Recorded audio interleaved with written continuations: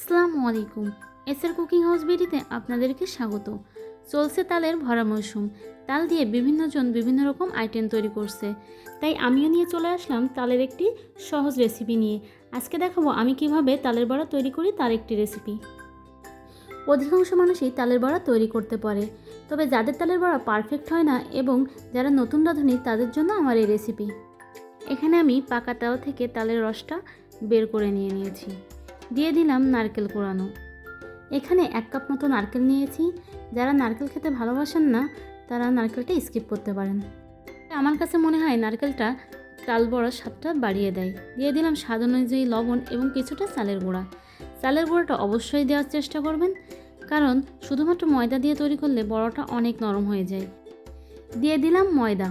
আমি এখানে আরও কিছুটা ময়দা ধাপে ধাপে মিক্সড করব।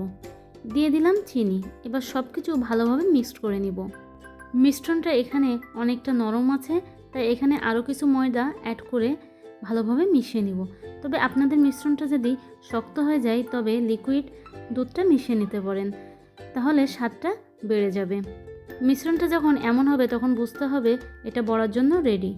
এর থেকে বেশি শক্ত বা নরম করা যাবে না। বড়াগুলো ভাজার জন্য চুলায় একটি প্যান বসিয়ে দিয়েছি। দিয়ে দিয়েছি পর্যাপ্ত পরিমাণ তেল। তেলটা কিছুটা গরম হয়ে আসলে এর ভিতর দিয়ে দিব বড়াগুলো। আমি ঠিক বড়াগুলো এভাবে ছাড়ছি, তবে আপনারা আপনাদের পছন্দ মতো শেপ করে নিতে পারেন, ছোট অথবা বড়। এবার চুলার আঁচটাকে মিডিয়াম টু লো এর মাঝামাঝি রেখে এটাকে আমি ভেজে নিব। এটাকে খুব বেশি হাই হিটে ভাজা যাবে না, তাহলে দেখা যাবে এর ভিতরটা কাঁচা থেকে গিয়েছে। উল্টে পাল্টে বড়াগুলোকে ভেজে নিব।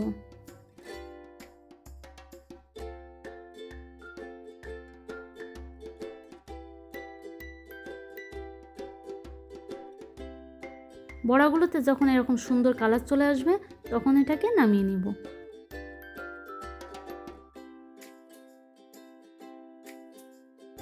একইভাবে বাকি বড়াগুলোকেও ভেজে নিব।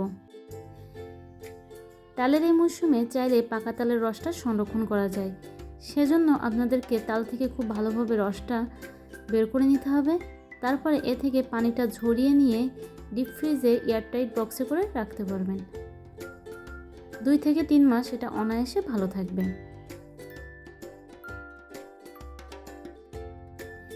রেসিপির সবগুলো টিপস ফলো করে এভাবে তালের বড়া তৈরি করলে তালের বড়ার উপরে হবে একটু মুচমুচে এবং ভিতরটা অনেক তুলতুলে। অবশ্যই বাড়িতে একবার ট্রাই করে দেখবেন। ভিডিওটি ভালো লাগলে ভিডিওটিতে একটি লাইক দিন এবং আমার চ্যানেলটি সাবস্ক্রাইব করে আমার পাশে থাকুন। আল্লাহ হাফেজ।